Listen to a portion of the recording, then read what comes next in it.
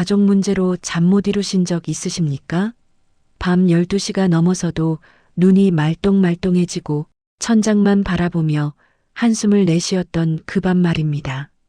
내 잘못도 아닌데 가슴이 답답하고 해결해주지 못한 죄책감에 마음이 짓눌렸던 적. 그런 밤을 보내본 분이라면 오늘 이야기가 깊이 와닿으실 겁니다. 우리 세대는 참 많은 걸 짊어지고 살아왔습니다. 자식 뒷바라지하느라 허리띠 졸라매고 부모님 모시느라 내 한 몸 돌볼 틈도 없었죠. 형제들 어려우면 도와주고 친척 일에도 발벗고 나섰습니다. 그게 당연한 줄 알았고 그렇게 사는 게 도리라고 배웠으니까요. 그런데 말입니다. 60을 넘기고 70을 바라보는 나이가 되어서도 여전히 마음이 무겁습니다.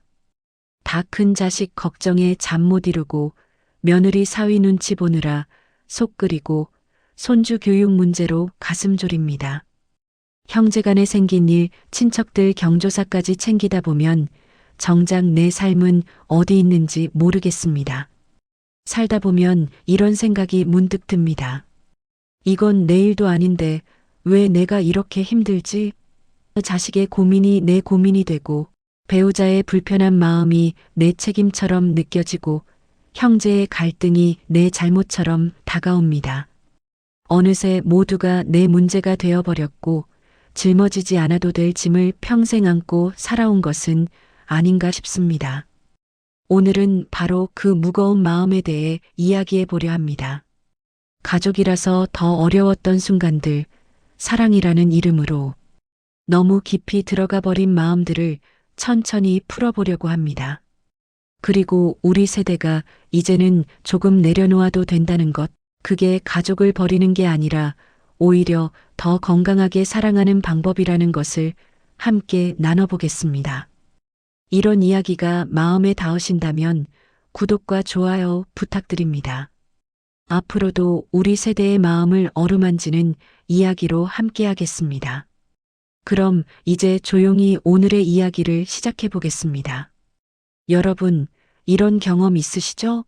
서울 사는 아들한테서 전화가 왔는데 목소리가 좀 풀이 죽어 있습니다. 아버지, 요즘 회사 일이 좀 힘들어요. 그 말 한마디에 밤새 잠을 못 이룹니다. 내가 뭘 더 해줄 수 있을까? 돈을 좀 보내줘야 하나? 차라리 집 근처로 오라고 할까? 온갖 생각이 머릿속을 헤집습니다. 며느리가 친정에 다녀온 날은 더 조심스럽습니다. 혹시 우리 집에 불만이 있는 건 아닐까? 시어머니인 내가 뭘 잘못한 건 아닐까 싶어서 눈치만 살핍니다. 손주가 학교에서 친구랑 다퉜다는 소리를 들으면 또 가슴이 철렁합니다. 우리 손주가 왕따 당하는 건 아닐까? 혹시 내가 손주를 너무 응석바지로 키운 건 아닐까? 걱정이 꼬리에 꼬리를 묻니다. 이게 다 무엇 때문입니까? 가족이니까 그렇습니다. 친구나 이웃의 일이었다면 그래. 힘들겠네.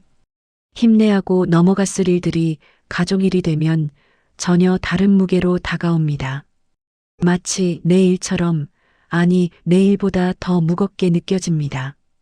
우리 세대는 어릴 적부터 이렇게 배웠습니다. 가족끼리는 도와야지, 피는 물보다 진하다, 형제는 남이 아니다. 이런 말들을 귀에 못이 박히도록 들으며 자랐습니다. 그리고 실제로 그렇게 살았습니다. 보릿고개 시절에는 정말로 가족끼리 모여야 밥을 먹을 수 있었고 한 명이라도 돈을 벌어오면 온 식구가 그걸로 버텼으니까요. 장남, 장녀로 태어난 분들은 더했습니다. 부모님이 밭에 나가시면 동생들 밥 먹이고 공부 봐주고 때론 아버지 대신 매도 들었습니다. 그게 큰아들, 큰딸의 책임이라고 배웠습니다. 결혼하고 나서도 마찬가지였습니다. 동생들 장가 시집 보내는데 보탬이 되어야 했고 부모님 병원에 제일 먼저 달려가야 했습니다. 그렇게 평생을 살다 보니 이제는 몸에 배어버렸습니다. 가족의 문제와 내 문제 사이에 경계가 없습니다. 자식이 힘들면 내가 잘못 키운 것 같고 배우자가 우울해하면 내가 잘못해서 그런 것 같고, 형제가 경제적으로 어려우면 내가 더 도와주지 못한 것 같아서 미안합니다. 장 씨 어르신 이야기를 들어보시겠습니까? 올해 68인 장 씨는 평생을 가족을 위해 살았습니다. 막내 동생 대학 보내느라 자기는 고등학교만 나왔고, 동생들 장가 시집 보내느라 자기 결혼은 30이 넘어서야 했습니다. 결혼하고 나서도 매달 부모님 용돈 드리고 형제들 어려우면 돈 꿔주고 그렇게 살았습니다. 그런데 70을 바라보는 지금도 마음이 편치 않습니다. 아들이 직장에서 승진을 못했다는 소식에 밤새 뒤척이고 딸이 남편과 다퉜다는 말에 가슴이 철렁합니다. 동생들 중 한 명이 사업이 어렵다고 하면 또 나서야 할 것 같고, 조카가 결혼한다고 하면 얼마를 보내줘야 할지 고민입니다. 난 언제쯤 편해질 수 있을까요? 장 씨가 한숨을 쉬며 말합니다. 다들 다 컸고 이제 나도 늙었는데 여전히 걱정뿐입니다. 이게 내 일이 아닌 것도 아는데 그냥 내버려 둘 수가 없어요. 이게 바로 우리가 겪는 문제의 핵심입니다. 가족 사이에서는 경계가 흐려집니다. 친구나 직장 동료에게는 절대 개입하지 않을 문제에도 가족이라는 이유만으로 깊숙이 들어갑니다.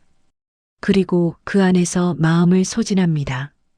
자식이 힘들면 내가 잘못한 것 같고, 배우자가 지치면 내가 책임져야 할 것 같고, 형제나 친척이 어려우면 내가 나서야 한다고 느낍니다. 이런 마음은 사랑에서 비롯됩니다. 진심으로 가족을 아끼고 걱정하는 마음이죠. 하지만 시간이 흐르면 이 사랑이 나를 지치게 만들고 관계까지 무겁게 만듭니다. 상대의 문제를 대신 해결해 주려는 순간 악순환이 시작됩니다. 그 사람은 스스로 해결할 힘을 잃고 나는 계속해서 소모됩니다. 그리고 내가 아무리 애를 써도 근본적인 해결은 안 됩니다. 왜냐하면 그 문제의 주인이 내가 아니기 때문입니다. 가족 안에서 경계가 흐려지면 상대는 내가 모든 것을 감당해 주길 기대하게 됩니다. 나 자신도 그 기대가 당연하다고 느끼며 더 깊은 책임을 떠안습니다. 하지만 이런 방식은 결국 나에게도 상대에게도 고통만 남깁니다. 내가 감당할 수 없는 짐을 짊어지는 동안 마음은 점차 단단함을 잃고 관계는 균형을 잃어갑니다. 이제는 물어볼 때가 되었습니다. 이게 정말 내가 책임져야 할 일일까? 이 질문 하나가 우리 마음을 조금은 가볍게 해줄 수 있습니다. 가족은 하나라고 합니다. 그 말이 틀린 건 아닙니다. 한 집에서 밥을 먹고 기쁨과 슬픔을 나누며 서로의 삶이 깊이 엮여 있습니다. 하지만 여기서 착각이 생깁니다. 삶이 연결되어 있다고 해서 모든 책임까지 함께 져야 하는 건 아닌데 우리는 자꾸 그렇게 생각합니다. 김 씨 할머니는 72살입니다. 아들이 셋인데 막내 아들이 사업을 하다가 빚을 졌습니다. 할머니는 평생 모아둔 노후 자금에서 3천만 원을 내놓았습니다. 내 자식인데 어쩌겠어. 내가 도와줘야지. 그런데 2년이 지나도 아들은 여전히 허덕입니다. 할머니는 또 돈을 보태줄까 고민합니다. 안 도와주면 아들이 무너질 것 같고 도와주자니 이제 당신 병원비도 걱정입니다. 이게 김 씨 할머니만의 일일까요? 아닙니다. 우리 세대 상당수가 비슷한 고민을 안고 삽니다. 자식이 흔들리면 내가 바로잡아야 할 것 같고 배우자가 무너지면 내가 대신 버텨야 할 것 같고 형제나 친척의 실패가 마치 내 잘못처럼 느껴집니다. 겉으로 보면 가족의 삶은 서로 얽혀 있는 것 같습니다.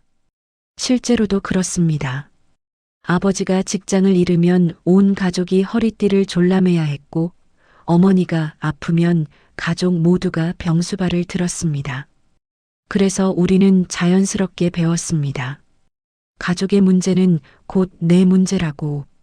하지만 속을 들여다보면 다릅니다. 결국 각자의 선택과 책임으로 이루어져 있습니다. 아들이 사업을 시작한 것은 아들의 선택입니다. 딸이 누구와 결혼할지 정한 것도 딸의 선택입니다. 배우자가 직장에서 어떻게 처신할지도 배우자의 몫입니다. 우리는 이 단순한 원리를 자주 잊어버립니다. 박씨 할아버지 경우를 보십시오.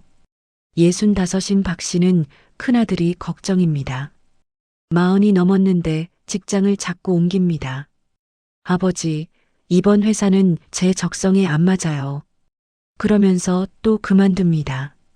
박씨는 답답합니다. 내가 뭘 잘못 가르쳤나? 어릴 때 너무 엄하게 해서 그런가? 아니면 너무 풀어줘서 그런가? 밤새 자책합니다. 그런데 냉정하게 보면 어떻습니까? 40 넘은 아들이 직장을 선택하고 그만두고 또 찾는 것은 아들의 인생입니다. 아버지가 대신 살아줄 수 없습니다. 아버지가 아무리 애를 태워도 아들의 선택은 아들 자신이 책임져야 합니다. 그 결과도 아들이 감당해야 하고요. 심리학자 아들러라는 사람이 있습니다. 이 사람이 말하길 어떤 문제가 생겼을 때 그 결과를 누가 감당하는지가 과제의 주인을 결정한다고 했습니다.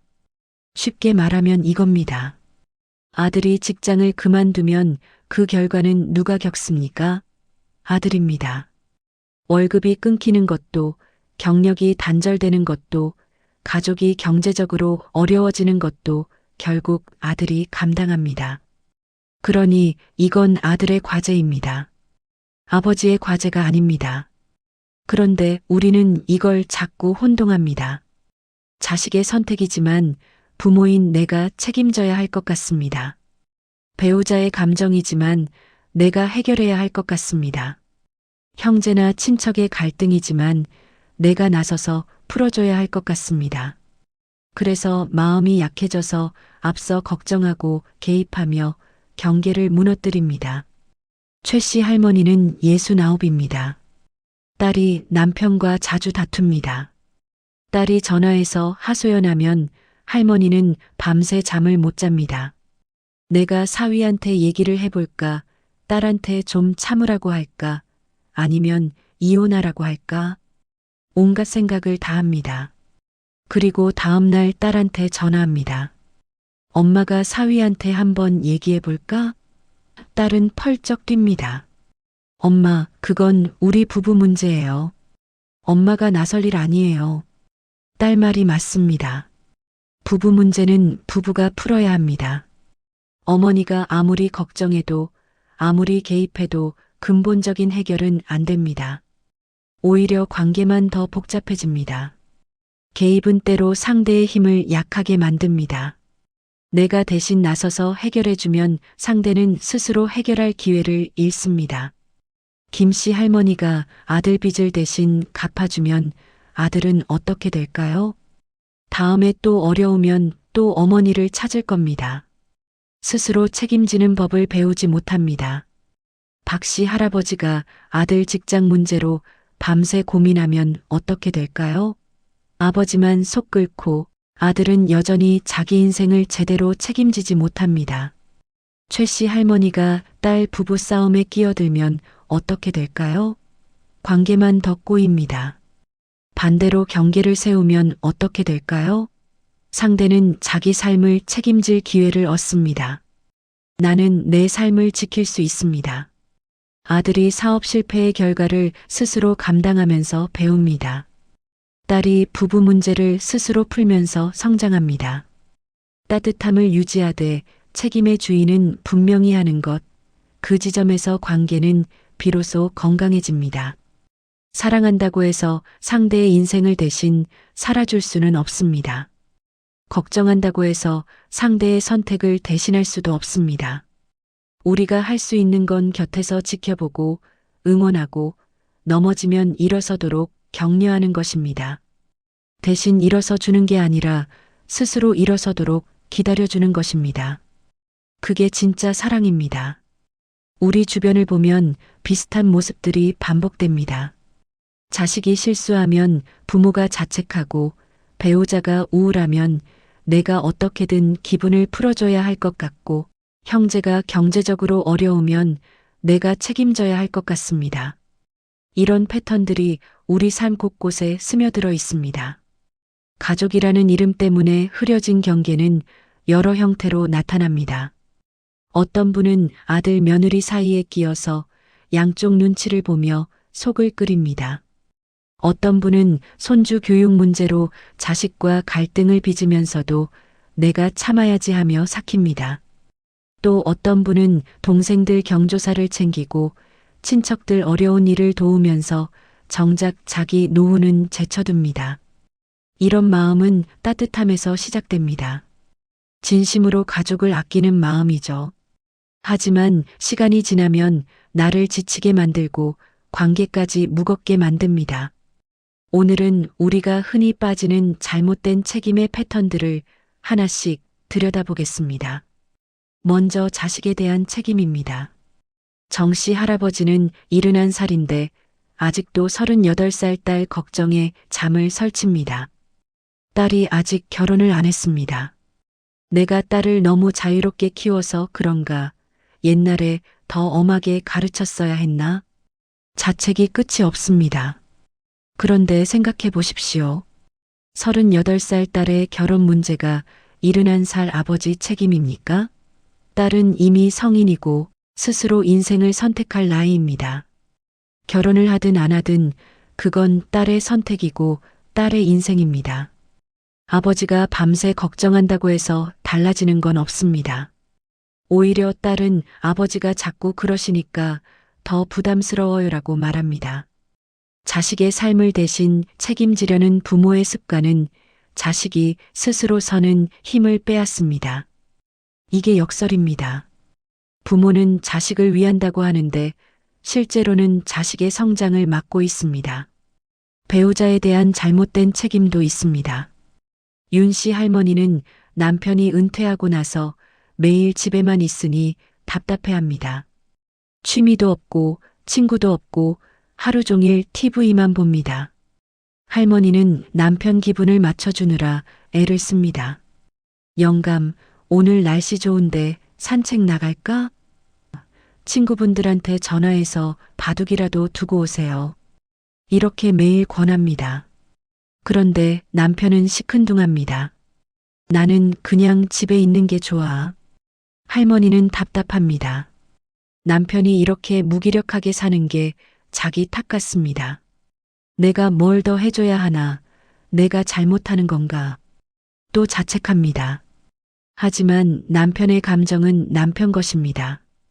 은퇴 후 공허함도 무기력함도 남편이 스스로 풀어가야 할 과제입니다.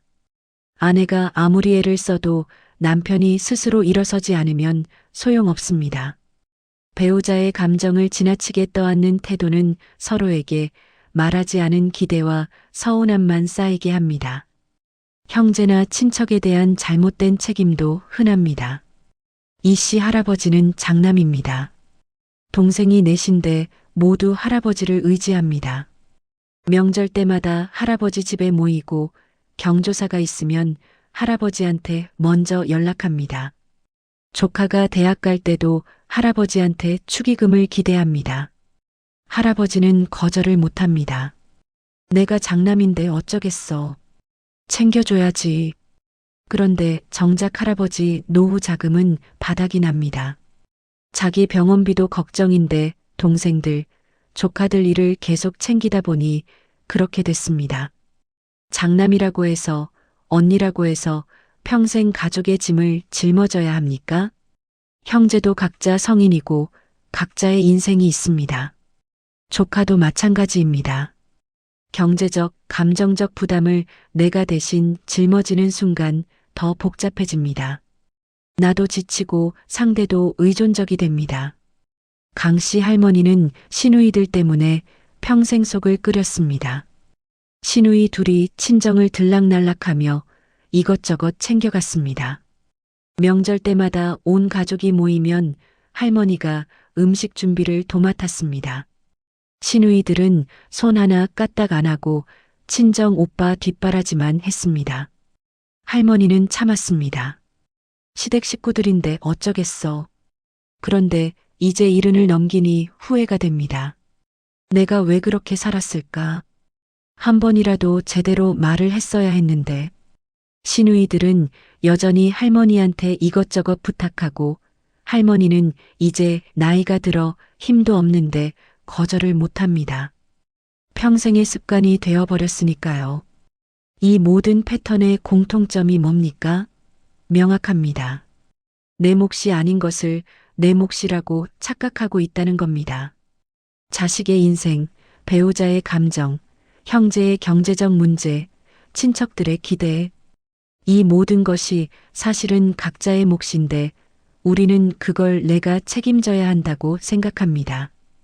이 착각이 계속되면 어떻게 됩니까? 선의로 시작된 행동도 마음의 무게가 됩니다. 그리고 결국 관계를 해칩니다. 정씨 할아버지는 딸 결혼 문제로 딸과 사이가 멀어졌습니다. 윤씨 할머니는 남편 기분 맞춰주느라 정작 자기 삶은 없어졌습니다. 이씨 할아버지는 동생들 챙기느라 노후 준비를 못했습니다. 강씨 할머니는 평생 참다가 이제 와서 후회합니다. 경계가 없으면 사랑도 흐려집니다. 희생이 쌓이면 마음은 금방 닳아버립니다. 내가 이렇게까지 해줬는데 왜 고마운 줄 모를까? 이런 생각이 들기 시작하면 이미 관계는 건강하지 않은 겁니다. 진짜 사랑은 책임을 떠안는 게 아닙니다. 각자의 몫을 존중하고 각자가 자기 인생을 살도록 믿어주는 겁니다. 그게 쉽지 않다는 걸 압니다. 평생을 다르게 살아왔으니까요. 하지만 이제는 바꿀 때가 됐습니다. 우리 남은 인생을 위해서라도 말입니다. 여기까지 듣고 나면 이런 생각이 드실 겁니다. 그래, 그게 내 몫이 아닌 건 알겠어. 근데 그게 쉽게 되나? 가만히 있으면 마음이 안 편한데. 맞습니다. 머리로는 알겠는데 마음이 따라주지 않습니다. 밤에 누우면 자꾸 걱정이 되고 가만히 있으면 불안합니다. 왜 그럴까요? 왜 우리는 가족 문제에 이렇게 쉽게 끌려 들어가는 걸까요? 이게 단순히 우리가 착해서 가족을 사랑해서만은 아닙니다. 그 밑바닥에는 우리가 살아온 시대, 우리가 배운 가치관, 우리가 맡아온 역할들이 깊이 뿌리박혀 있습니다. 오늘은 그 이유를 하나씩 들여다보겠습니다. 이유를 알면 조금은 이해가 되고, 이해가 되면 마음이 한결 가벼워집니다. 첫째, 우리가 어릴 때부터 맡아온 역할 때문입니다. 장남, 장녀로 태어난 분들은 기억하실 겁니다. 너는 큰아들이니까 동생들 챙겨야 한다. 너는 큰딸이니까 엄마 일 도와야 한다. 이런 말을 밥 먹듯이 들으며 자랐습니다. 김씨 할아버지는 7살 때부터 동생들을 돌봤습니다. 부모님이 새벽부터 밤늦게까지 일하셨으니까요. 학교 갔다 오면 동생들 밥 먹이고 숙제 봐주고 씻기고 재웠습니다. 11살 때는 막내 동생을 업고 학교에 갔습니다. 선생님이 너는 공부도 잘하는데 동생까지 챙기느라 고생이 많구나라고 했던 게 지금도 기억납니다. 그렇게 자란 김 씨는 어른이 되어서도 똑같습니다. 동생들이 어려우면 당연히 나서야 한다고 생각합니다. 70이 넘은 지금도 80 가까운 동생들 걱정을 합니다. 이게 몸에 배었습니다. 평생을 그렇게 살아왔으니 이제 와서 바꾸기가 쉽지 않습니다. 둘째, 우리 세대가 살아온 문화 때문입니다. 한국 사회는 가족을 하나의 단위로 봤습니다. 개인이 아니라 가족 전체가 하나였습니다. 누군가 잘 되면 가족 전체의 영광이었고 누군가 실패하면 가족 전체의 수치였습니다. 박씨 할머니는 시집 올 때 시어머니한테서 이런 말을 들었습니다. 이제 너는 우리 집 며느리다. 우리 집안 망신시키는 일 없도록 해라. 그 말 한마디가 평생을 따라다녔습니다.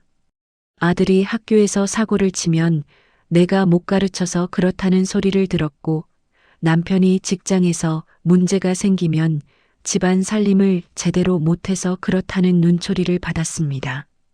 그래서 박 씨는 평생을 남의 눈치를 보며 살았습니다.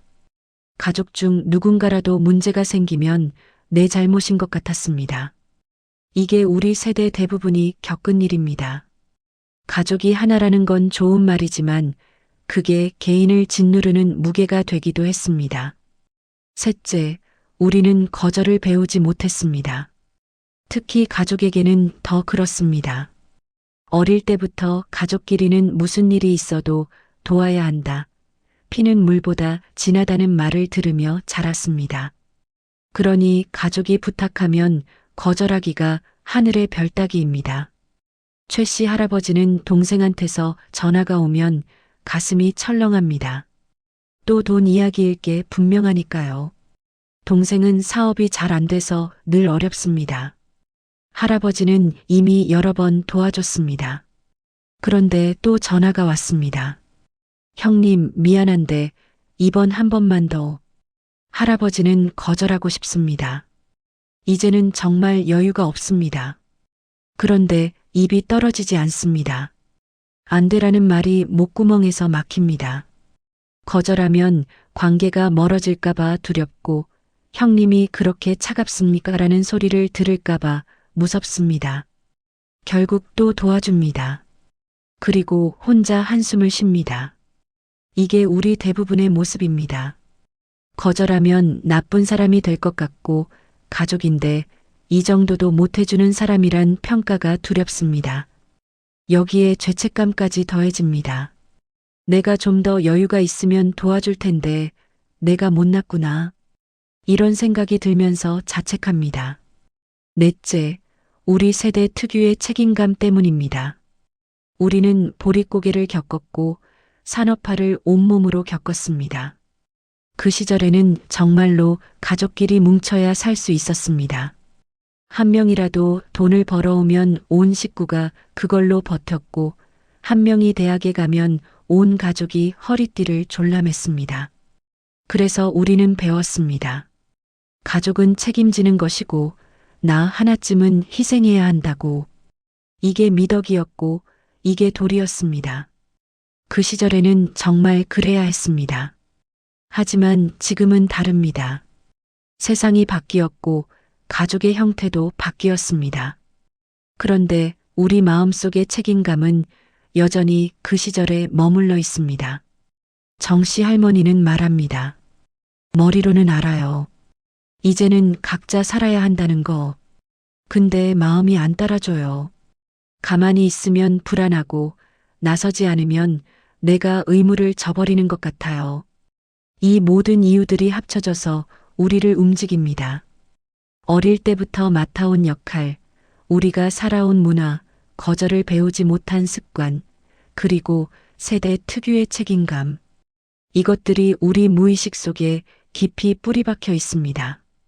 그래서 가족 문제에 끌려 들어가는 건 단순히 우리가 착해서가 아닙니다.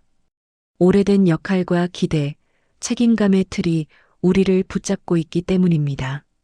이 틀 안에서 우리는 평생을 살아왔고 이제는 그게 당연한 줄 압니다. 하지만 이제는 알아야 합니다. 그게 당연한 게 아니라는 것을, 세상이 바뀌었다는 것을, 우리도 이제는 바꿀 수 있다는 것을, 이 틀을 이해하는 것만으로도 마음이 한결 가벼워집니다. 아, 내가 이래서 이랬구나. 내가 나쁜 사람이 아니라 그냥 이렇게 배워서 이랬구나. 이해가 되면 용서도 됩니다. 나 자신을 용서하고 앞으로의 관계 방식도 달라질 수 있습니다. 평생을 한 방식으로 살았다고 해서 남은 인생도 그래야 하는 건 아닙니다.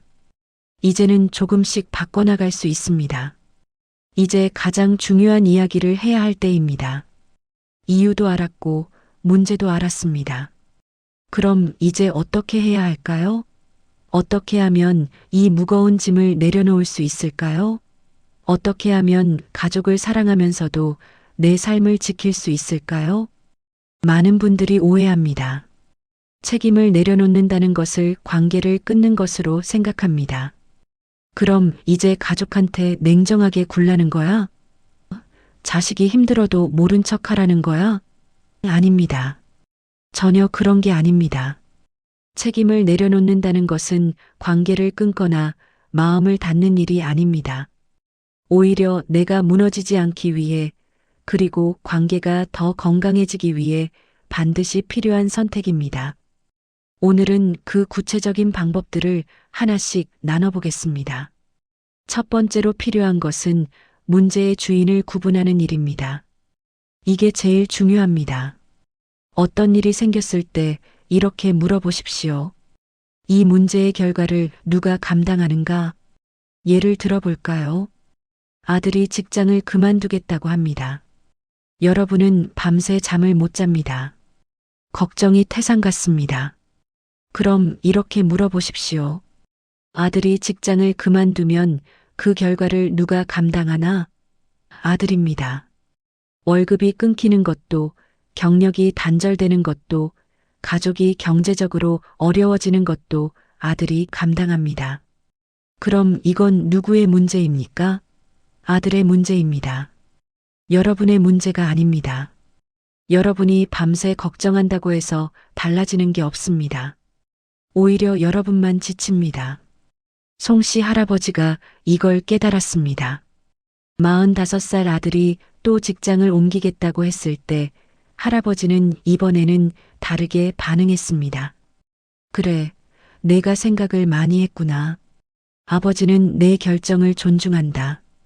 대신 그 결과도 내가 책임져야 한다는 걸 알지? 아들이 놀랐습니다.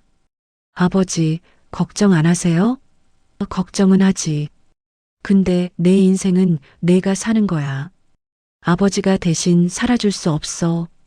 그날 밤 할아버지는 오랜만에 푹 잤습니다. 이 질문 하나만으로도 마음이 훨씬 가벼워집니다. 두 번째는 감정적 거리두기입니다. 이게 참 어렵습니다. 가족이 힘들어하면 내 마음도 따라서 힘들어집니다. 그게 자연스럽습니다. 하지만 여기서 중요한 건 함께 아파하는 것과 대신 아파하는 것은 다르다는 겁니다. 함께 아파한다는 건 상대의 감정을 이해하고 공감하는 겁니다. 힘들구나, 많이 속상했겠다라고 말해주는 겁니다. 하지만 대신 아파한다는 건 상대의 감정을 내가 떠안는 겁니다. 밤새 뒤척이고 어떻게든 해결해 주려고 애쓰고 내가 책임져야 한다고 생각하는 겁니다. 이 씨 할머니는 딸이 전화해서 하소연하면 늘 밤새 속을 끓였습니다. 딸의 문제를 어떻게든 해결해 줘야 할 것 같았습니다. 그런데 어느 날 깨달았습니다. 내가 아무리 속을 끓여도 딸의 문제는 딸이 풀어야 한다는 것을. 그 후로 할머니는 딸의 하소연을 들어주되 거기에 휘말리지 않으려고 노력합니다. 많이 힘들었구나. 엄마는 내가 잘 해낼 거라고 믿어. 이렇게 말하고 거기서 멈춥니다. 감정은 함께 나눌 수 있습니다. 하지만 그 감정의 책임까지 내가 떠안아서는 안 됩니다. 상대의 감정에 휘말리면 문제는 더 복잡해지고 내가 할 수 있는 도움의 범위도 줄어듭니다. 세 번째는 도움과 개입을 구분하는 겁니다. 이 둘은 비슷해 보이지만 완전히 다릅니다. 도움은 상대가 스스로 해결할 힘을 주는 겁니다. 개입은 상대의 삶을 대신 살아주려는 행동입니다. 예를 들어볼까요? 손주가 학교 숙제를 못하겠다고 합니다. 도움은 이겁니다. 할머니랑 같이 책 찾아볼까? 내가 한번 읽어보고 모르는 거 있으면 물어봐. 개입은 이겁니다. 할머니가 대신 해줄게. 넌 쉬어. 차이가 보이십니까? 도움은 손주가 스스로 할 수 있게 옆에서 지원하는 겁니다. 개입은 할머니가 대신 해주는 겁니다. 도움을 받으면 손주는 배웁니다. 개입을 당하면 손주는 의존적이 됩니다. 강씨 할아버지는 늘 아들 문제를 대신 해결해 줬습니다. 아들이 빚을 지면 대신 갚아주고 사업이 어려우면 돈을 대주고 그런데 아들은 나아지지 않았습니다. 오히려 더 자주 할아버지를 찾았습니다. 할아버지가 깨달았습니다. 내가 도와준 게 아니라 개입한 거구나. 아들이 스스로 설 기회를 내가 뺏은 거구나. 개입이 쌓이면 나도 지치고 상대도 성장할 기회를 잃습니다. 반대로 적절한 도움은 상대를 성장시키고 나도 무너지지 않습니다. 네 번째, 그리고 가장 어려운 것. 아니오라고 말하는 연습입니다. 우리 세대에게 이게 제일 힘듭니다. 특히 가족한테는 더 그렇습니다. 하지만 이제는 배워야 합니다. 박씨 할머니는 75에 처음으로 며느리한테 아니오라고 했습니다. 며느리가 어머니, 이번 주말에 애들 좀 봐주실 수 있으세요? 라고 물었을 때 할머니는 늘 그래, 그래라고 했습니다. 몸이 아파도 약속이 있어도 며느리 부탁을 거절한 적이 없었습니다. 그런데 이번에는 달랐습니다. 미안한데 이번 주말은 안 될 것 같구나. 어머니도 약속이 있어서. 며느리가 놀랐습니다. 아, 그러세요? 알겠습니다. 그리고 그게 끝이었습니다. 할머니가 걱정했던 것처럼 며느리가 삐지거나 관계가 나빠지지 않았습니다. 오히려 며느리가 나중에 말했습니다. 어머니도 어머니 인생 사셔야죠. 거절은 차가움이 아닙니다. 관계의 균형을 위해 필요한 행동입니다. 내가 나를 지켜야 상대도 나와 더 건강한 거리에서 관계를 이어갈 수 있습니다. 이 네 가지를 기억하십시오. 문제의 주인을 구분하고 감정적 거리를 두고 도움과 개입을 구분하고 필요할 때는 아니오라고 말하는 것. 이게 책임을 내려놓는 구체적인 방법입니다. 처음에는 어색할 겁니다. 죄책감도 들 겁니다. 내가 너무 이기적인 건 아닐까? 가족한테 너무 냉정한 건 아닐까? 이런 생각이 들 겁니다. 그게 자연스럽습니다. 평생을 다르게 살아왔으니까요. 하지만 조금씩 해보십시오. 한 번에 다 바꾸려고 하지 마시고 조금씩 천천히 연습해 보십시오. 작은 일부터 시작하면 됩니다. 그러다 보면 어느새 마음이 가벼워진 걸 느끼실 겁니다. 그리고 놀라운 걸 발견하실 겁니다. 내가 책임을 내려놓았는데 오히려 관계가 더 편해졌다는 것을, 가족들도 더 성장했다는 것을. 책임을 내려놓는 건 가족을 버리는 게 아닙니다. 오히려 더 건강하게 사랑하는 방법입니다. 여기까지 오면서 혹시 이런 생각이 드셨을지 모르겠습니다. 그럼 가족을 사랑하는 게 뭐지? 책임도 안 지고 개입도 안 하고 거절도 하면 그게 사랑인가? 좋은 질문입니다. 정말 중요한 질문입니다. 우리는 평생 사랑을 이렇게 배웠습니다. 희생하는 것, 책임지는 것, 대신 짊어지는 것. 이게 사랑이라고 배웠습니다. 내가 고생하고, 내가 참고, 내가 포기하는 게 가족을 사랑하는 방법이라고 생각했습니다. 그런데 정말 그럴까요? 오늘 마지막 장에서는 진짜 사랑이 무엇인지, 그리고 어떻게 하면 우리 남은 인생을 가족과 더 건강하게, 더 따뜻하게 살아갈 수 있을지 이야기해 보겠습니다. 진짜 사랑은 존중에서 시작됩니다. 존중이란 무엇입니까? 상대를 있는 그대로 인정하는 겁니다. 내가 원하는 모습이 아니라 상대가 있는 그대로의 모습을 받아들이는 겁니다. 윤 씨 할머니 이야기를 들어보십시오. 할머니는 딸이 35이 되도록 결혼을 안 해서 속을 끓였습니다. 주변에서 딸 시집 언제 보내냐는 소리를 들을 때마다 얼굴이 화끈거렸습니다. 명절 때마다 딸한테 좋은 사람 없냐, 너 이러다 늙는다라고 잔소리했습니다. 그런데 어느 날 딸이 조용히 말했습니다. 엄마, 저는 지금 행복해요. 결혼이 인생의 전부는 아니잖아요. 엄마가 저를 믿어주셨으면 좋겠어요. 그 말에 할머니는 멈칫했습니다. 내가 딸을 위한다고 했는데 실은 딸을 믿지 못했구나. 딸의 삶이 아니라 내 체면을 걱정했구나. 그날 이후 할머니는 달라졌습니다. 딸한테 결혼 이야기를 하지 않았습니다. 대신 이렇게 말했습니다. 엄마가 미안했다. 내 인생은 내가 사는 거지. 엄마는 내가 행복하면 그걸로 충분해. 딸이 울었습니다. 고마워요, 엄마. 처음으로 엄마가 저를 있는 그대로 봐주시는 것 같아요. 이게 존중입니다. 내 기대대로, 내 바람대로가 아니라 상대가 선택한 삶을 인정하는 겁니다. 그게 쉽지 않다는 걸 압니다. 우리는 평생 다르게 살아왔으니까요. 하지만 이게 진짜 사랑입니다. 존중은 책임을 떠안는 게 아닙니다. 각자의 삶을 각자 책임지도록 지켜봐주는 태도입니다. 자식의 선택을 믿고 기다려주는 것, 배우자의 감정을 대신 해결하려 하지 않는 것, 형제나 친척의 삶을 대신 살아주지 않는 것. 이런 모습들이 모두 존중의 형태입니다. 최 씨 할아버지는 아들의 선택을 믿기로 했습니다. 아들이 안정적인 공무원을 그만두고 자기 사업을 하겠다고 했을 때 할아버지는 반대했습니다. 너 미쳤냐? 요즘 같은 세상에 공무원 그만두면 어떡하냐? 하지만 아들은 고집을 꺾지 않았습니다. 할아버지는 밤새 고민했습니다. 그리고 결심했습니다. 내가 아들을 믿어보자. 아들도 이제 40이야. 자기 인생 정도는 스스로 결정할 수 있지 않을까? 그리고 아들한테 말했습니다. 알았다. 내가 결정한 거면 아버지는 믿는다. 대신 힘들어도 내가 책임져야 한다. 아버지는 내가 무너지지 않게 응원은 하겠지만 대신 살아줄 수는 없어.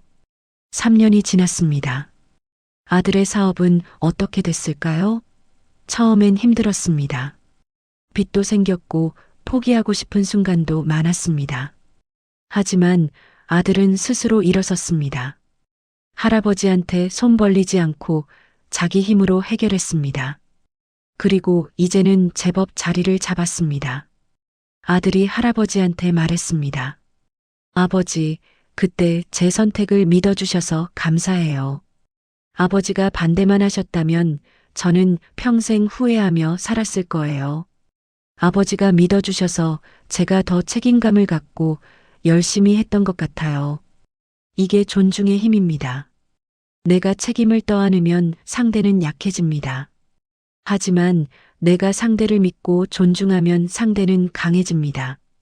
강씨 할머니는 배우자를 존중하는 법을 배웠습니다. 남편이 은퇴하고 나서 매일 집에만 있으면서 무기력해했습니다. 할머니는 남편 기분을 맞춰주느라 애를 썼지만 소용이 없었습니다. 그런데 어느 날 깨달았습니다. 내가 남편을 바꾸려고 하는구나. 남편의 감정은 남편 것인데. 그 후로 할머니는 남편을 있는 그대로 두었습니다. 산책 가자고 졸라대지도 않았고 취미를 가지라고 잔소리하지도 않았습니다. 대신 조용히 곁에 있어 주었습니다. 그리고 남편이 말을 걸면 들어주었습니다. 신기한 일이 벌어졌습니다.